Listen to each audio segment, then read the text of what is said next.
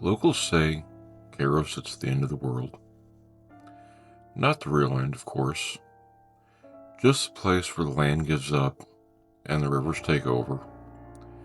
Where the Ohio and Mississippi meet in a churning, mud-colored handshake that never looks the same twice. Where the levees groan in the spring and where the fog rolls in thick as wool. Where the wind carries sounds you can't always explain. Most people who grow up in Cairo, they leave. Most who stay learn not to ask questions. I wasn't from Cairo.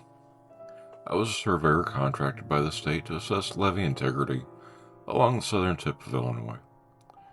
It was supposed to be a 2-week job. In and out. Measure soil compaction, check for seepage, document erosion, nothing glamorous.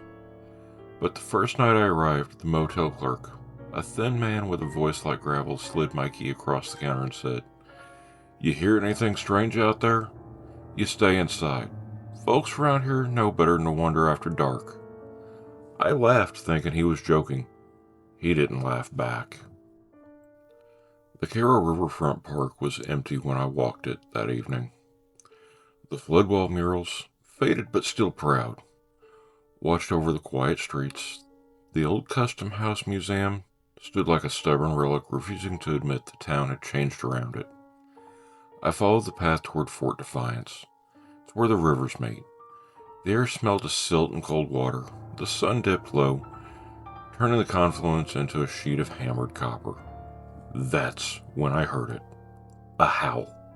Not a dog, not a coyote. Something deeper, older. A sound that vibrated in the ribs. It came from the tree line beyond the park, near the abandoned observation tower that had been closed for years. I froze listening. The howl rose again, long and mournful, then cut off abruptly, as if something had clamped a hand over its own mouth. I told myself it was just wildlife, but the clerk's warning gnawed at me. I headed back to the motel before the last light faded. The next morning I stopped at Shimwell's Barbecue, one of the few places still open downtown. The smell of the smoked meat drifted out the door, comforting in a town that felt otherwise hollow. The waitress, a middle-aged woman with tired eyes, poured my coffee. "You're the surveyor," she said. "Not a question." "Yeah, just checking the levees." She nodded slowly, as if weighing whether to say more. "You be careful out there by the rivers, especially near the old town path." "Why's that?" She hesitated. "Stray dogs," she said finally. "Big ones." But her eyes said something else, something she wasn't willing to name. When I left, an older man sitting near the window muttered just loud enough for me to hear, "Shouldn't be out there alone. Not with the moon coming." I turned, but he didn't look up. My first day surveying took me along Levee Road south of town. The Mississippi was swollen from recent rains, slapping against the riprap with dull, heavy thuds. The sky was overcast and the air was thick. I set up my equipment near a stretch of cottonwoods. The red clay mud sucked at my boots as I walked the paths. Everything was normal until I found the tracks. They were huge, too big for a dog, too long for a bear, and the stride. The stride was wrong. The prints were spaced far apart, as if whatever made them walked upright, but with claws that dug deep into the mud. I crouched, studying them. The edges were fresh. Someone passed through here last night. A rustle came from the trees. I stood up quickly, scanning the shadows. Nothing. But the feeling of being watched clung to me like humidity. That evening I stopped by the Alexander County Sheriff's Office to report the tracks. Sheriff Dalton, broad-shouldered man with a weathered face, listened without interrupting. When I finished, he leaned back in his chair. "You're not the first one to see something strange out there. But tracks don't mean much. Mud plays tricks. These didn't look like tricks."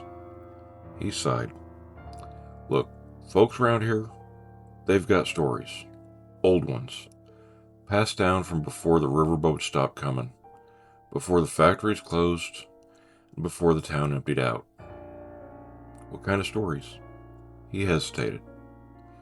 Things in the woods, things that howl, things that come with the moon. I waited for him to laugh. He didn't. Just stick to your work during daylight, he said, and if you hear something at night, don't go looking. The wind picked up after sunset, rattling the motel windows. I tried to sleep, but the howl came again, closer this time. It echoed across empty streets, bouncing off the flood wall. I sat up, heart pounding. Another howl answered it, farther away, then another. 3 voices, all different, all wrong. I forced myself to stay inside, but sleep never came. The next morning I drove the old towpath trail near the Ohio River. The fog was thick, curling around the trees like smoke. The birds were silent. Halfway down the trail I found more tracks. Dozens of them. Some deep, some shallow, as if a group had passed through at different times. Then I found the tree. A massive sycamore, its bark shredded in long vertical gouges. The marks were too high for any normal animal, nearly 8 feet up. I photographed everything, documenting it for my report. But the deeper I went, the more uneasy I felt. The forest was too still, too expectant. A branch snapped behind me and I spun around. Nothing moved, but the fog seemed thicker, pressing in. I backed away slowly, keeping my eyes on the trees. That afternoon, I stopped at a small house on the outskirts of town to ask permission to access part of the levee behind the property. An older man sat there on the porch, whittling a piece of wood. "You're the surveyor," he said before I introduced myself. "Yes, sir." "I'm checking the levee behind your... You seen the tracks yet?" I froze. "You know about them?" He nodded. "Been seeing them since I was a boy. My daddy before me, his daddy before him. What makes them?" He looked out toward the tree line. "Something that ain't meant to be here. Something that comes up from the river long before Cairo was town. Folks used to call it the river wolf." I swallowed. "Like a werewolf?" He chuckled without humor. "Werewolves are stories. This ain't. This is older, wilder. It don't change with curses or bites. It changes with hunger." "Hunger for what?" He met my eyes. "For whatever it wants." That night a storm rolled in from the west. Lightning flashed over the rivers, illuminating the floodplains in stark white bursts. The wind howled like a living thing. But beneath the wind, I heard another howl. Closer, louder, rising and falling like a chant. I moved to the window. The motel parking lot was empty except for my truck. The streetlights flickered. Then I saw movement near the flood wall. A tall shape, too tall, moving on 2 legs, then dropping to 4, then rising again. It paused, head lifting towards the sky. Lightning flashed, and for a split second I saw it clearly. A silhouette with the outline of a wolf, but the posture of a man. Broad shoulders, long limbs, eyes that reflected the stormlight. Then the darkness swallowed it. I stumbled back from the window, breath shaking. The next morning, Sheriff Dalton knocked on my motel door. "You look like you didn't sleep," he said. "I saw something last night." He didn't ask what, just nodded. "Storms washed out part of the levee road. I need you to check it." I hesitated. "Sheriff, what's out there?" He rubbed his jaw. "Something that's been there longer than any of us. Something tied to the rivers. Some say it came from the Mississippi swamps. Some say it followed the old French trappers. Some say it's always been here. And you believe that?" He looked at me with tired eyes. "I believe people disappear. I believe livestock gets torn up. I believe folks hear things they can't explain. And I believe the safest place after dark is behind a locked door." We drove out to the damaged section together. The road was washed out in places, the mud deep and slick. Trees had fallen across the path, but the worst part wasn't the storm damage. It was the tracks. Hundreds of them. Deep, chaotic, as if something had run back and forth all night. Dalton crouched beside one. "These are fresh." I swallowed. "Sheriff, what do we do?" He stood slowly. "We finish your survey. Then you leave Cairo. Tonight." I worked as fast as I could, documenting the erosion, marking weak points, taking photos. The sun dipped low, turning the sky orange. Dalton paced nervously. "We need to go," he said. "Now!" I packed up my gear. We headed towards the truck, but the woods erupted with howls. Not one, not three, dozens. Dalton froze. "They're circling." My pulse hammered. "Sheriff?" "Don't run," he whispered. "Running triggers them." The howls grew louder, closer, weaving through the trees like net tightening around us. Dalton raised his flashlight, sweeping the tree line. "Stay behind me." The first shape appeared between the cottonwoods. Tall, hunched, moving with a fluid, unnatural grace. Its eyes glowed faintly in the fading light. Another shape emerged to the left, then another. Dalton's breath hitched. Back to the truck. Slow. We moved step by step. The shapes followed, matching our pace. Their silhouettes shifted, sometimes upright, sometimes low to the ground. The largest one stepped forward. It was massive. Shoulders as wide as a man's torso, arms long enough to brush the ground, head shaped like a wolf's, but broader. More human around the jaw. It sniffed the air, focusing on me. Dalton whispered, Don't look it in the eyes." I couldn't help it. I looked. And in that moment, I felt something ancient staring back. Not animal, not human. Something in between.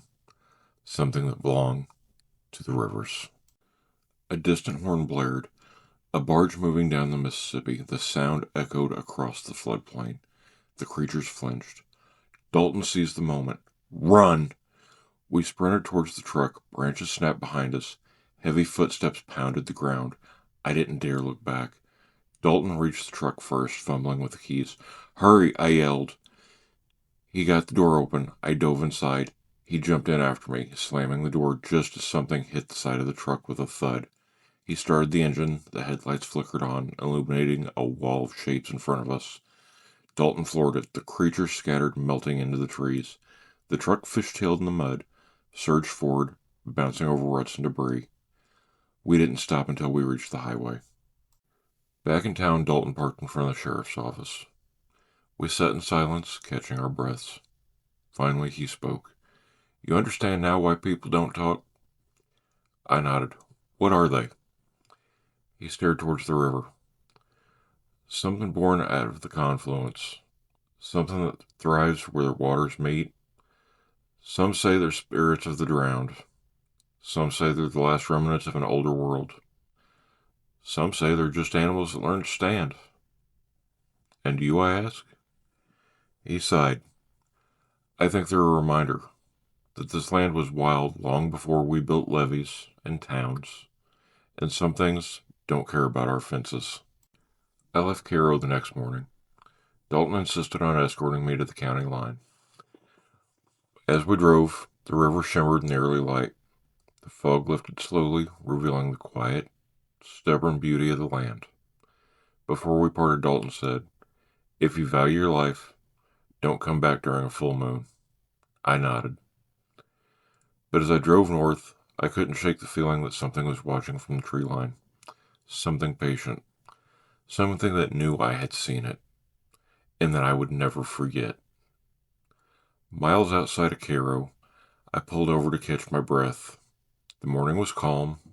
Birds chirped. The wind rustled the grass. Then, faint but unmistakable, carried on a breeze from the direction of the rivers. A howl. Long, low, knowing. I got back in the truck and didn't stop again until I was hours away. But even now, sometimes when the night is quiet and the moon is high, I hear that same howl in my memory, and I remember the truth of Cairo, Illinois. Some places aren't meant to be tamed. Some things aren't meant to be understood. And some creatures belong to the rivers, waiting for the moon to rise. If you enjoyed tonight's story, please remember to hit that like button or leave a comment. And if you want to hear more from this channel and more stories that we've got written, please remember to hit that subscribe button. It'd mean a lot to us. Thank you, and have a great night.